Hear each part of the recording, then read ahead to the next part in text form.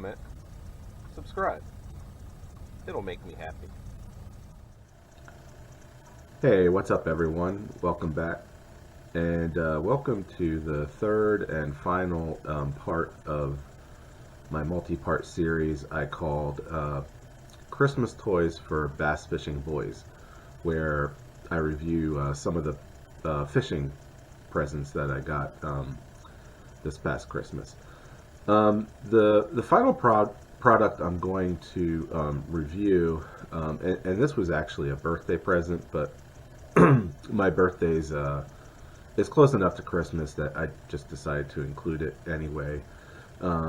So that product that I'm going to review today is a new action camera that I got, and this is the Akaso Brave 7 action camera. So I'll talk about this in a little more detail in a second. But I guess a year and a half or 2 years ago, whenever it was, when I decided that I wanted to start having an action camera on my boat recording, so I could capture all of those rare, glorious moments where I actually caught a bass. I didn't want anything fancy. I just wanted something real entry level.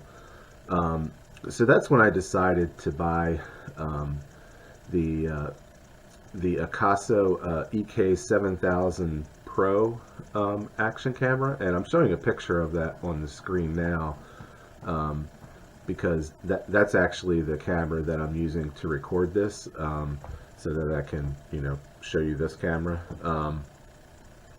But in any event, that was like $100 camera. That's like one of their entry level cameras, and for the most part it operated fairly well. I mean, you may have seen some of the videos I've done in the past that were all shot with that camera, and I'm not here to do a review of that camera, but there were a handful of downsides to the camera that I wanted to improve upon in a new camera.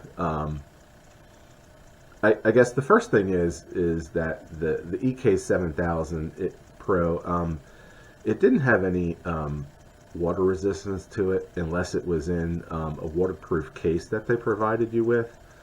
And when it's in the waterproof case, you don't have any audio because basically it covers up the built-in microphone, and then there's no way to attach an external microphone to it because obviously it's in the waterproof case.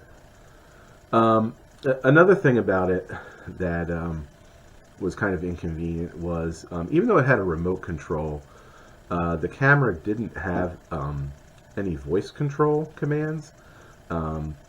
So you're pretty much had to hope that the remote started recording or took a picture when you pressed the button, that there wasn't some issue with the battery or whatever.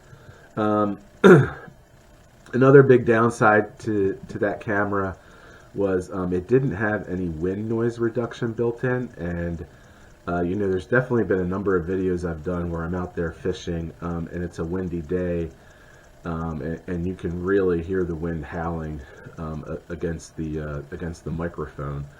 So that was another feature that I really wanted once I got to start using an action camera. The fourth thing that I didn't like about it was it didn't have a front display on it. So in other words, on the back of the camera is the only place where you could get a preview of what the field of view looked like. And that made things a little inconvenient and kind of tricky, on the boat, especially when I have it mounted in the back of my boat, trying to make sure that I have it showing the field of view that I wanted on the front of the boat where I was fishing. And then the last issue was that the camera didn't have like a lens cover to it. And what resulted in that, and I'll show it up on the screen now, is that, I must have messed up the lens somehow or something, so that when the light is hitting the lens, when it's kind of in direct or semi-direct sunlight, you would get like this rainbow effect in the video footage, almost like a rainbow halo effect.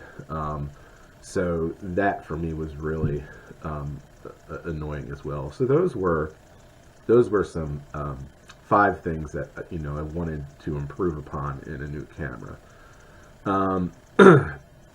So the Brave 7, it checks off all of those boxes for me.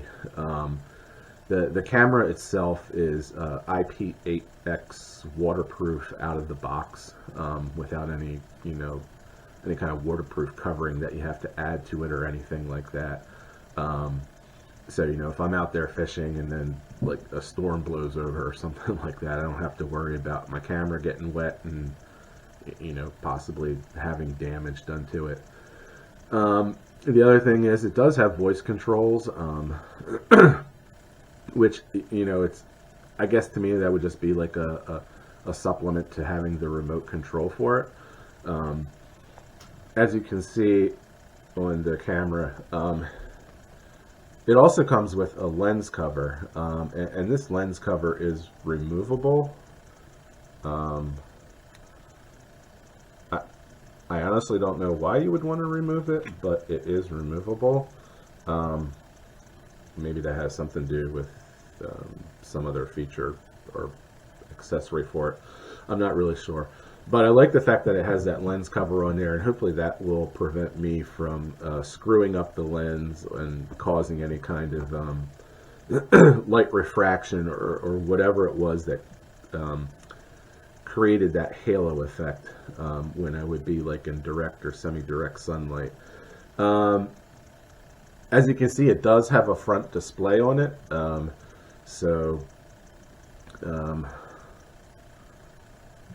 Let me just turn the camera on there for a second and demonstrate that. You switch back and forth between the back and the front display with these up and down arrows on the side of it. So if I hold down the down arrow, you can see now that it's switched to the front display. Okay, so as you can see, it's on the front display now, and now if I just press the bottom down arrow again and hold it in, now it switches it back to the back display. So that's the front display, and I really like that. So when I'm in the front of the boat and I have the camera mounted in the back, I can just look at this front display and get an idea of whether or not I have the camera positioned the way I want to have it. The other thing that I do like about this camera is that it does have a wind noise reduction setting, and I haven't really tested that out yet, but springtime is a windy time of the year, so I'm sure once spring rolls around and I get back out there on the water, I'll be able to test that out and to see how well that works. So, another thing I like about the camera is the holder that it comes in, and I do want to mention that for Akaso, all of these accessories are totally compatible with GoPro accessories. So, for example, I have a GoPro chesty, I think it's called the chest mount. This would just fit on there perfectly. I don't need any kind of adapters or anything like that. But with my EK7000 Pro, the holder for the camera, I'm not going to say it wasn't secure, but the camera just kind of slid in the front, and then just kind of, there was a little catch there, a little clip. It just caught it and held it there. With this one, it actually, I got it backwards. It actually like snaps into place, so this back part opens up, and then you slide the camera into it, close the back, and then clasp this clasp down. So there, it's locked in there. It's not going anywhere. the camera's not going to come out. I don't have to worry about, you know, if I'm running my outboard and I hit a bump or something, that it might jolt the camera free from the holder. That's definitely not going to happen with this. You know, as long as I got that screw piece tied down good, I should be good to go.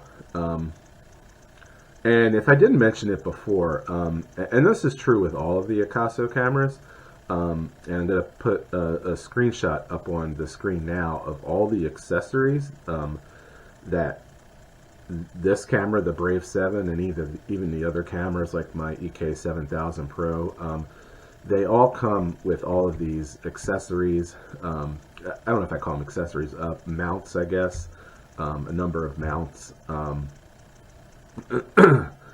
Just standard. It's part of the package when you buy the camera. It's not any add-on or anything like that.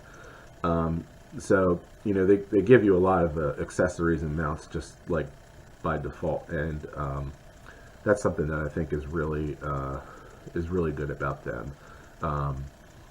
You know, I don't have any experience with GoPro, so I don't know how inclusive the amount of accessories are that they give you with it. So I think what I'm going to do now is I'm going to turn the camera around, and that way I can show you, have it facing towards this camera a little bit better, so I can show you a little bit of the operation of the camera and the menus and the features and stuff like that. Okay, so here we are looking at the back of the camera, the touch screen, and if you're wondering what that brown thing is in front of the camera that this is setting on, that's the cover to my pool table. You know, like I said, it's winter time, and I'm just trying to find some place where I can record videos that isn't too messy. So yeah, so anyway, and I guess I will say, I'm not going to review it here, but these cameras do come with an app you can download for your phone, the Akaso Go app, which you can control through Wi-Fi. So anything you can do on the camera here on the touch display, you can also do through the app. But I'm not going to show that. So real quick, on the display here, you'll see there's a couple of icons, and they each control different functions that can be set elsewhere as well. Right here, that little green microphone, you can see that is, if you touch that, it'll turn it on and off when it's green. Down here you'll see a little icon in the bottom left that looks like a camera recording. If you touch that, you can go through and you know, whoops, that's not what I wanted to do. You can, you know, choose the different types of videos, or if you want to take a photo, switch it to camera mode from there. Right here it's telling you what resolution you would be shooting a video or taking a photo at.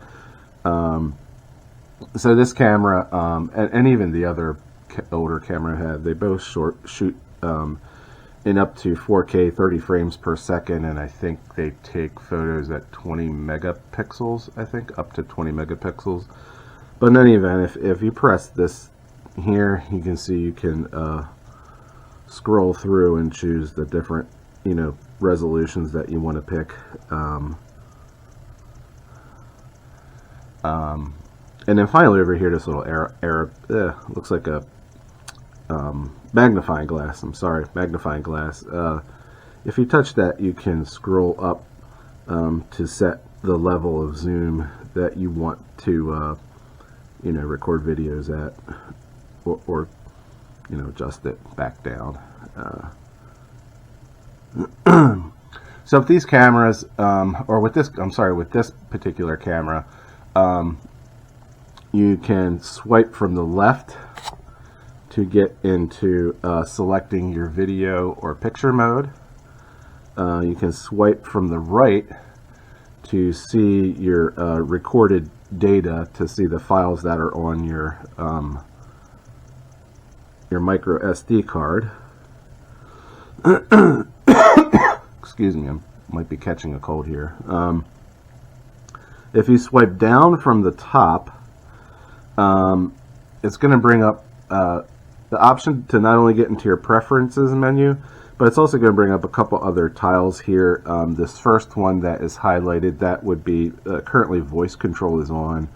If I, tap it so that it's not blue, then voice control is off. This one here would be to turn on the Wi-Fi connection, and then this one's for brightness. So those are just like some shortcuts that are on the, I guess you could call this the main menu. So if you click and go into preferences, the preferences menu, from here you can see, you can also turn on voice control in here, and there's just like a whole host of menu options. You can turn the remote on and off. I don't even know what gyroscope is or one key fast shooting. I just know it's probably not something that I'm gonna do. And then there's like a general settings also where you can adjust screen brightness, whether or not there's video sound, indicator light, like it's a blue light that flashes when the camera's recording, the date and time, whether or not you want it to the camera to power off after a certain number of minutes of inactivity. Just a whole host of settings there. And if you go under voice command, it tells you, oh shoot, I hit the wrong one. It tells you what the 4 commands are to start recording, stop recording, to take a picture, and to power the camera off.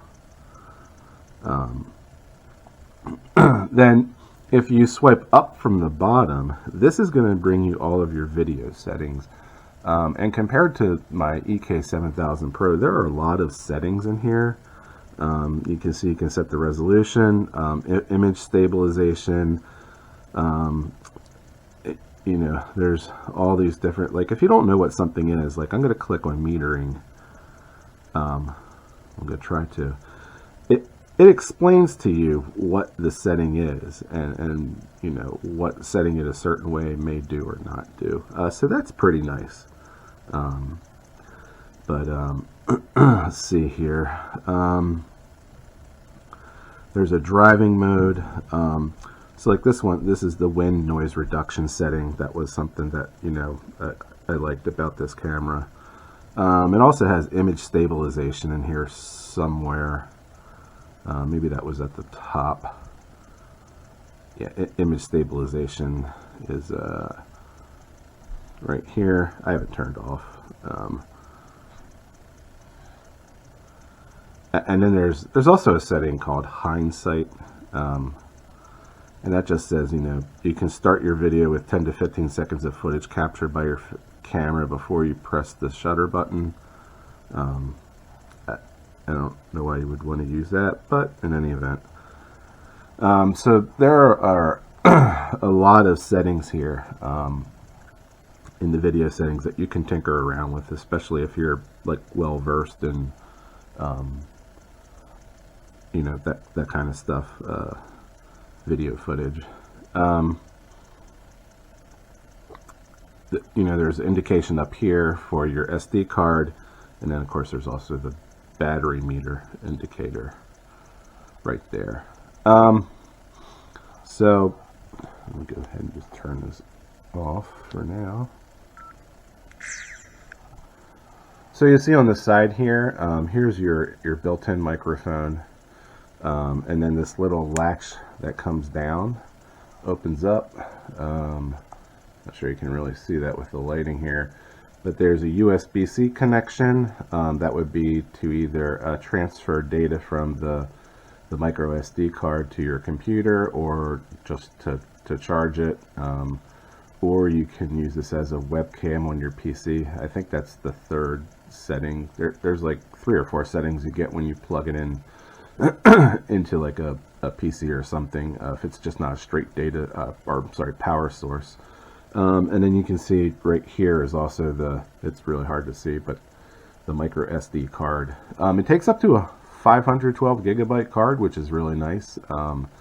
So you can record a lot of footage on the card before you would have to transfer it or delete it or whatever it is that you're going to do. So you just close that back up. And then on the bottom here, there's another little latch. This is where the battery would go in.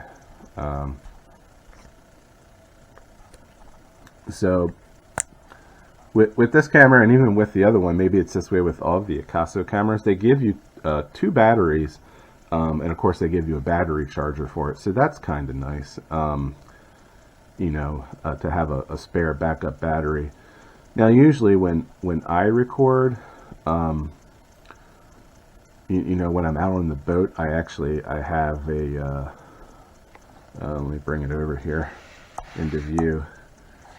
I just use, this one's actually can charge via solar, but this is just, like a power bank, a USB power bank. And I usually just plug this thing into my cameras. Like right now I have it plugged into the EK7000 that I'm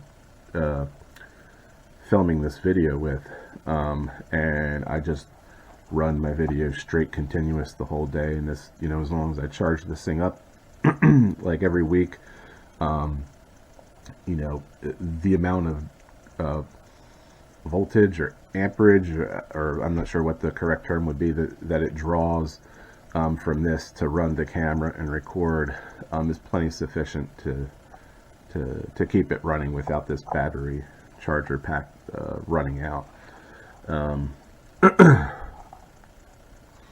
So yeah, that's pretty much the basics of the camera itself.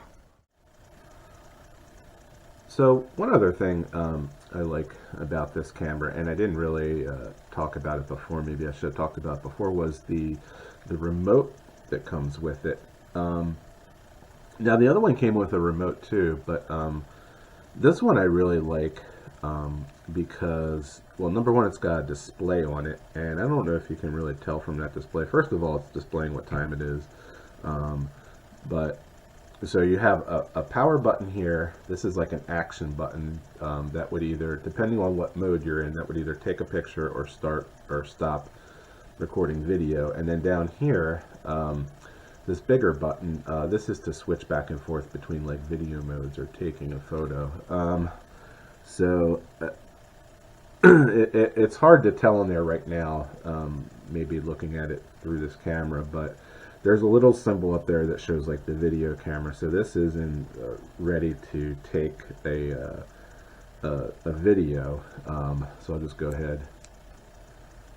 So, I went ahead and I pressed the button, and now you can see the blue light is flashing. It's also flashing on the camera itself. So if you're like, again, if I'm in the back of the boat, I can kind of look towards the camera. Assuming I don't have the front display on, or even if I do, I can just see on the top there the blue light is flashing, and I'll know that it's recording. But on here, it's also telling you how long it's recording. So I'll just go ahead and press this blue button again, and that has stopped the recording.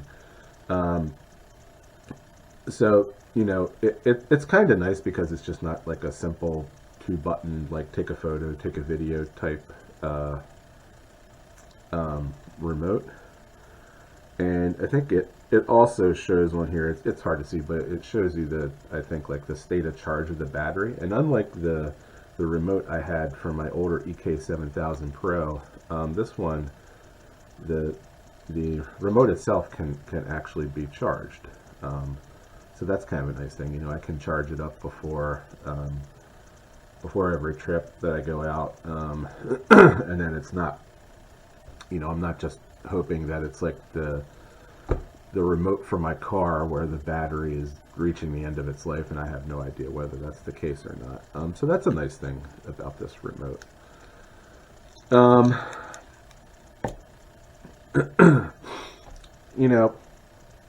Having said all of these good things about the camera itself, I mean, I think it's a sturdy camera. It does have some downsides to it, and I have run into some issues with the camera that I'm not happy about. So for me, I'm still trying to work through those issues with akaso support. And let me say this, they generally have a very customer service oriented, responsive support team, so I'll give them that. Whether or not they can always solve the issues that you have, that's another question. So that's a little bit of a downside to their support. But there are some issues that I've had with the camera, and I'm just still kind of in the testing mode and just evaluating this thing to see if in the long run this camera is really going to work for me. The first thing, and this is maybe like a minor thing, is that for whatever reason the camera, unlike the EK7000 Pro, when you set the zoom level, it doesn't retain that in memory. So if I turn off the camera and turn it back on, it just goes to super wide angle, like the widest angle or zoom level. And the same is true if I switch from the back display to the front display, and I don't like that. If I set the zoom level, if I decide I want to record my outing on the boat in like the wide but not the widest zoom level, then I want it to maintain that until I change my mind and decide to set it some other way. Another small drawback or complaint, I guess. So the camera itself, I don't have it opened up, but I think I mentioned it earlier. It charges with a USB-C cable, and like I just said, this remote also charges as well. But for whatever crazy reason, they made this remote so that it charges with micro USB, whereas the camera charges with USB-C. So to me, that's kind of silly, like an oversight or something, and a pain in the ass, because now I can't just carry around a USB-C cable. I have to carry around a micro USB cable as well, in case I need to charge a sucker up. So maybe that's an oversight on their part, but it's an annoyance for sure.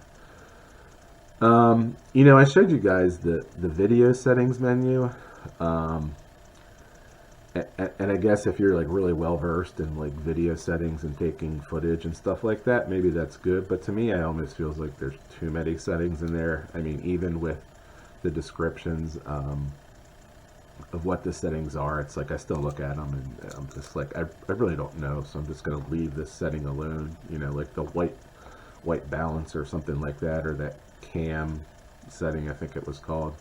I just don't touch those. I leave them at the default.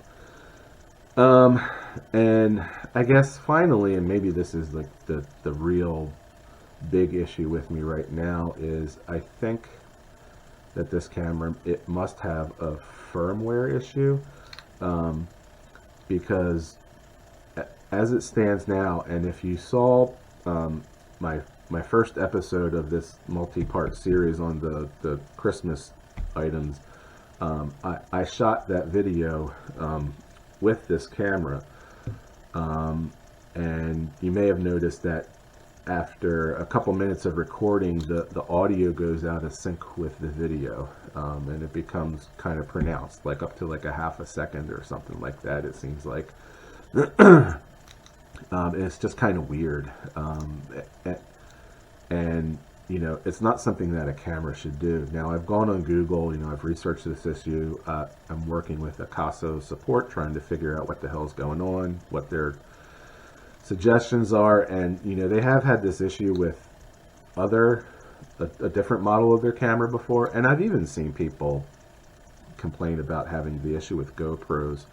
So I'm definitely not an expert on the whole technical aspects of what causes that to happen, but I've tried the switching out micro SD cards to try to rule that out. I've used the micro SD card that is in this camera that I'm shooting with right now, the EK7000, which, I mean, this camera records fine, the audio and video are perfectly in sync, but when I put that card in here, it doesn't. So I think I've ruled out that it's not a micro SD card issue.